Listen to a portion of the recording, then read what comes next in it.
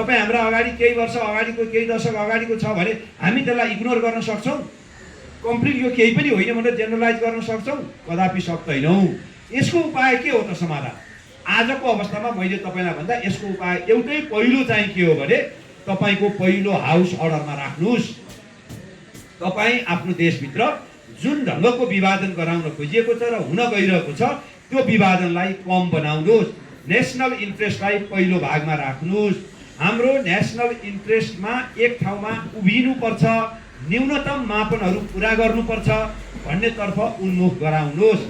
Major फोर्सहरू यो मामलामा संवादमा आउनुपर्छ। जसरी हिजो हामी बिआरआई इभन एमसिसीका मामलामा संवादबाटै टुङ्ग्याएका छौँ, त्यसै गरी त्यो संवादलाई टुङ्ग्याउनुपर्छ।